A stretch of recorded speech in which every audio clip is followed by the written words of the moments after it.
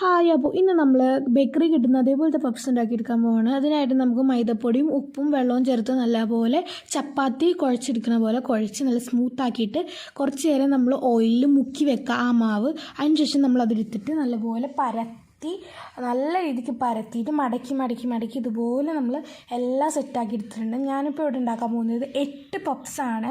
Egg പപ്സാണ് ഉണ്ടാക്കുന്നത്. അതിനായിട്ട് മുട്ട നല്ല രീതിക്ക് പുഴുങ്ങിയിട്ട് നടു കീറി വെച്ചിട്ടുണ്ട്.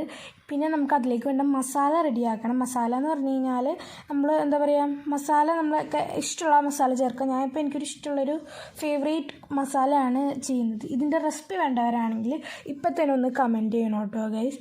അങ്ങനെ നമ്മൾ ഫസ്റ്റ് ആ മസാലയൊക്കെ വെച്ച് കൊടുക്കാം.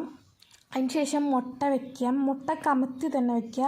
അതിനുശേഷം ഓരോ അറ്റത്തുനിന്ന് ഇങ്ങനെ മുട്ടയിലേക്ക് ഒന്ന് ഒട്ടിച്ച് കൊടുക്കണം. അതുപോലെ നമുക്കിത് ഫുൾ ചെയ്തെടുക്കണം. ഞാനിപ്പോൾ 8 എണ്ണമാണ് ചെയ്തിട്ടുള്ളത്. 8 എണ്ണം നല്ല അടിപൊളിയായിട്ട് വന്നിട്ടുണ്ടായിരുന്നു. എനിക്ക് ഭയങ്കര ഇഷ്ടമായി. എന്നിട്ട് അവസാനം നമ്മൾ ആ മൂലയ്ക്കൊന്ന് ചെറുതായിട്ട് ഇന്നൊന്ന് ഒട്ടിച്ചു കൊടുക്കാം. ഇപ്പം നമുക്ക് നല്ലൊരു ഷേപ്പ് കിട്ടും. എല്ലാ ഗ്യാപ്പ് ഉണ്ടെങ്കിൽ നല്ലപോലെ ഒന്ന് അടച്ചു കൊടുക്കാം കേട്ടോ.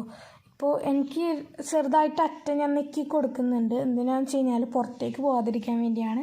ഇപ്പം നല്ലൊരു ഷേപ്പിൽ നല്ല പപ്സ് സെറ്റായി വന്നിട്ടുണ്ട്.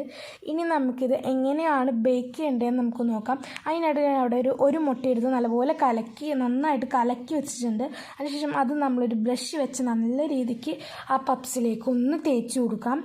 തേച്ചതിന് ശേഷം നമ്മൾ 10 മിനിറ്റ് ഒരു പാത്രത്തിന് മേലെ എന്താ പറയുക, നമ്മൾ ചൂട് നിലത്ത് മുട്ടാതിരിക്കാൻ വേണ്ടി നമ്മൾ റൗണ്ട് പോലത്തെ ഒരു സംഭവം വെക്കില്ലേ, അത് വെച്ചിട്ട് അതിൻ്റെ മേലെ ഞാനിപ്പോൾ ഒരു പാത്രത്തിൽ 4 എണ്ണമാണ് സെറ്റ് ചെയ്തെടുക്കുന്നത്. 2 പ്രാവശ്യമായിട്ടാണ് ഞാനിത് ഫുൾ സെറ്റ് ചെയ്തെടുക്കുന്നത്. അത്യാവശ്യം ഒരു 55 മിനിറ്റൊക്കെ പിടിക്കും ഇത് സെറ്റ് ആവാനായിട്ട്. അങ്ങനെ എല്ലാത്തിലും നല്ല രീതിക്ക് സ്പ്രെഡ് ചെയ്ത് കൊടുക്കുക. പാത്രത്തിൻ്റെ അടിയിൽ നല്ലപോലെ ഓയിൽ അപ്ലൈ ചെയ്ത് കൊടുക്കുക. അതിന് ശേഷം നമ്മൾ പാത്രത്തിൻ്റെ മേലെ സംഭവം വെക്കുക. അതിനുശേഷം റെഡി ആയി വന്നിട്ടുണ്ടായിരുന്നു. ഒരു 55 മിനിറ്റ് മീഡിയം ഫ്ലെയിമിൽ വെക്കണം. എന്നാലാണ് ഇതുപോലെ നല്ല ക്രിസ്പി ബേക്കറി കിട്ടുന്ന അതേപോലത്തെ പപ്സ് കിട്ടുള്ളൂ. അപ്പോൾ വീഡിയോ ഇഷ്ടമായ വീഡിയോ എല്ലാവരും ലൈക്ക് ചെയ്യുക, കമൻറ്റ് ചെയ്യുക, ഷെയർ ചെയ്യുക. അപ്പോൾ അടുത്ത video tata bye, see you guys.